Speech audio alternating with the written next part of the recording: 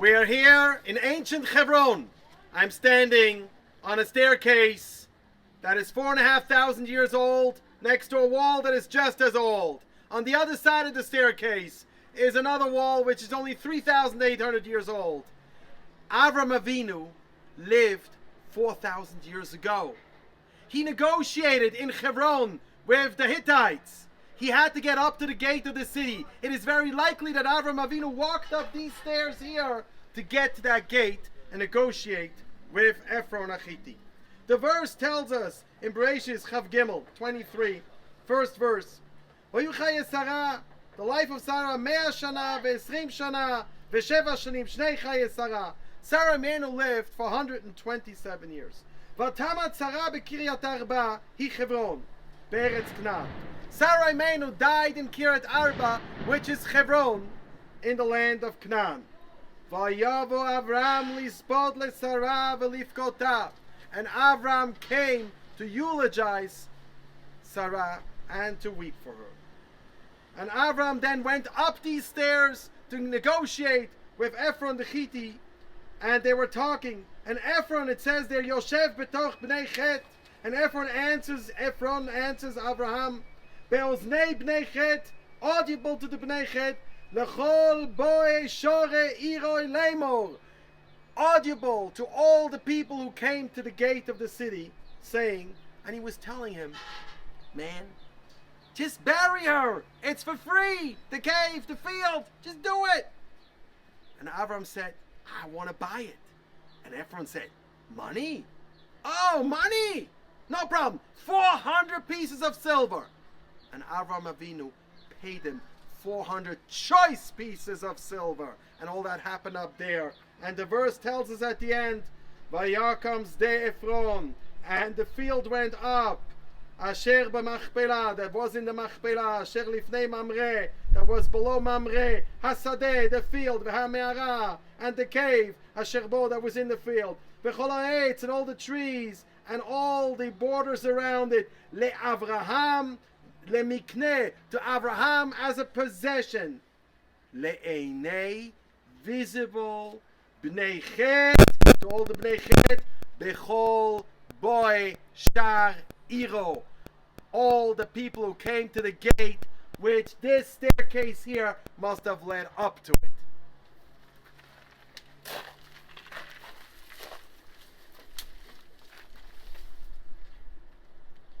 Burying Sarah Imeinu was considered part of the Akeidah.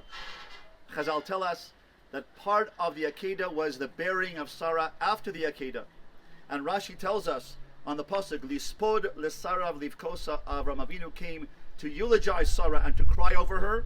Rashi says, V'nismecha mita Sara lakedas Yitzchak, the burial of Sarah, the death of Sarah, is connected, that occurred right after the Akeidah of Yitzchak, because through the being told of the Akeidah that her son was about to be offered, almost offered by her husband, Avraham Avinu, to be offered as sacrifice to Hashem.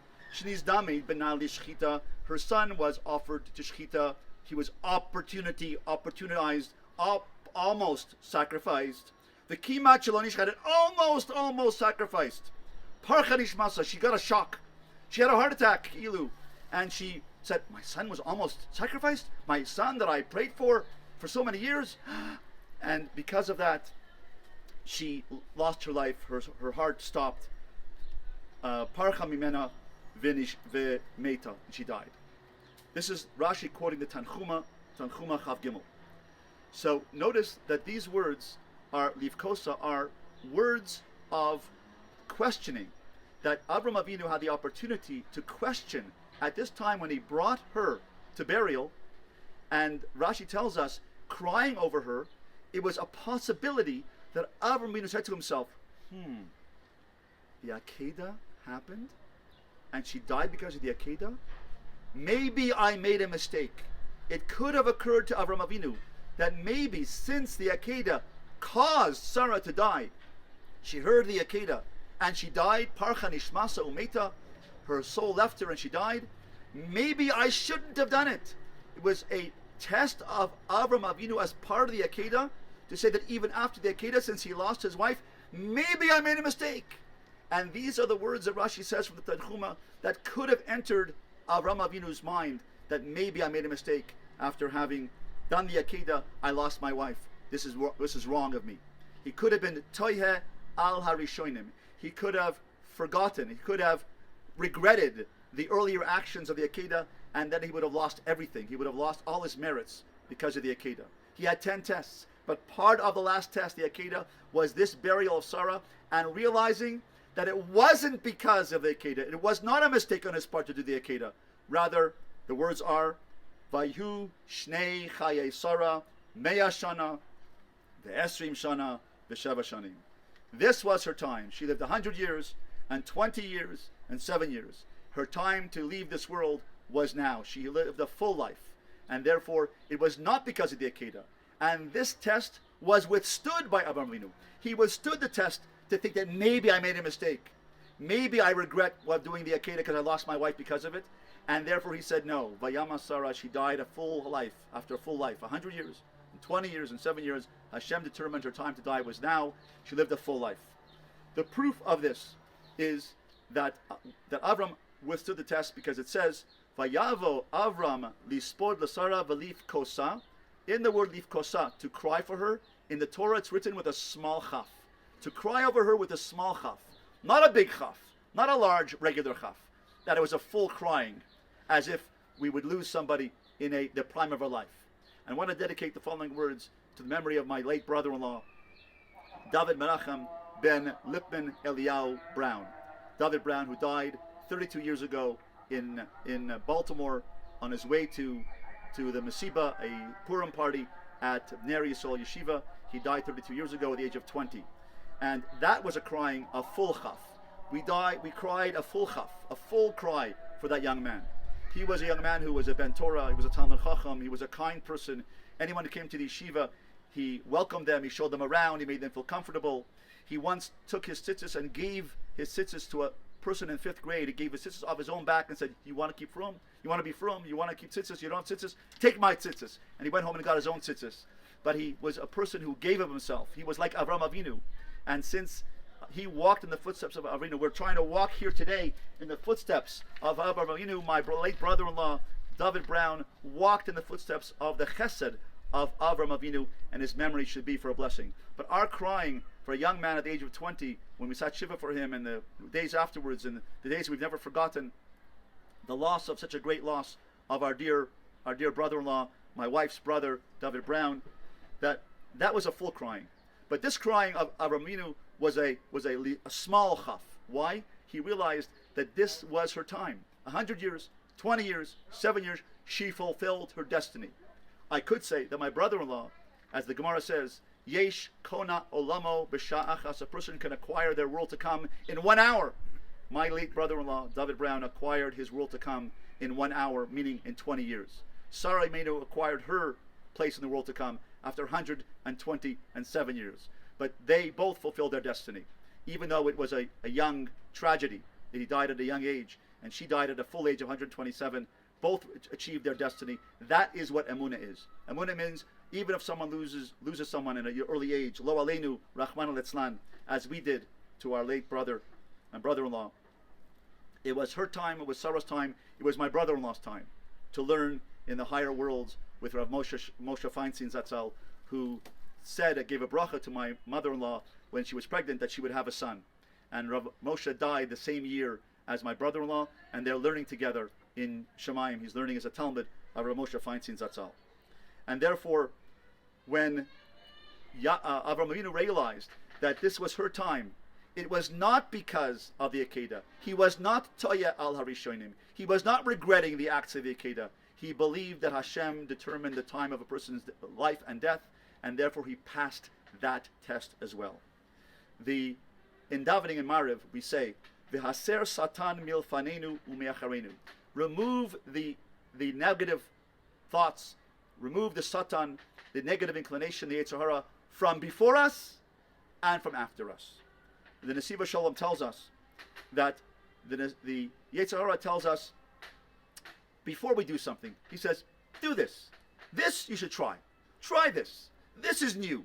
This is a new thing you never had before. This cheeseburger, never had it before. Have this cheeseburger. Yum, right? Before we do the action, it's milfanenu. And then after we withstand the test, and we don't eat from the cheeseburger, acharenu, after we withstood the test, we say, you should have had that cheeseburger. You should have had it. And we sometimes regret, say, oh gosh, what's one cheeseburger? I could have eaten that cheeseburger. What's the big deal? So the Satan comes before we do the action, and even after we succeed in doing the action, me'acharenu, afterwards, he says, you know what? You should have done it. And if I say to myself, I should have done that. I should have eaten the cheeseburger. Then I lose the merit of that withstanding because I regret the mitzvah that I did.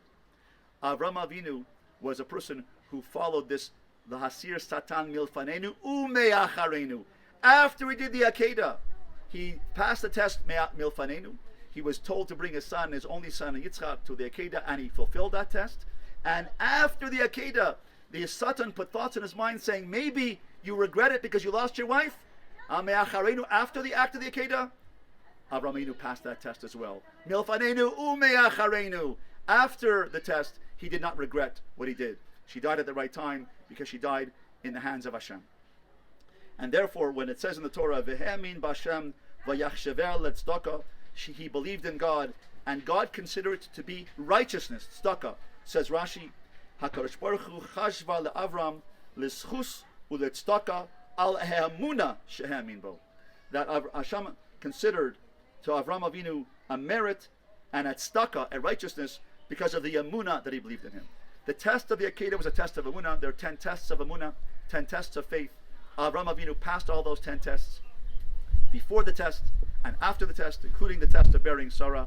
And if we are going to walk in his footsteps and walk up these steps and walk in the footsteps of Avraham Avinu, we also have to maintain our emunah in the face of difficulties and challenges.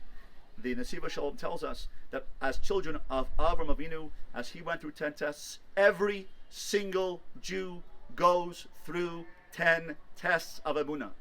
Every Jew goes through 10 tests of faith. And if you track your 10 tests, think back, tests of should I have done that, should I have done that? It wasn't, on those tests of emunah are not tests, should I repaint my bathroom blue or green? That's not a test. Should I go to Florida or California for my holiday? That's not a test. The tests are tests of emunah, of deep, abiding, searing faith. And I am in number 6 or 7 of my life, tests of 6 or 7 of my life. And how I track them, I can find out that each test that I pass, each test that I go through, Hashem wants something from me. He wants something more from me in terms of my emunah. I'm growing through them. I want you to track your 10 tests. Go through the 10 major tests of faith that you've had in your life and see what Hashem is saying to you. What is he saying to you as you walk in the footsteps of Avraham Avinu?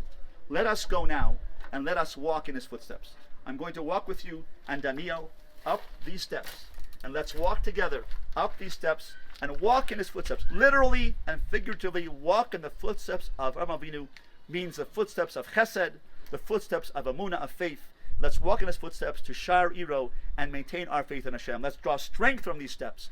The steps and footsteps. These steps means the footsteps of Avraham Avinu. Let's walk in these footsteps and let's draw upon the strength of the emunah that we gain from Avraham Avinu and from these Divrei Torah and walk in his footsteps, the footsteps of emunah.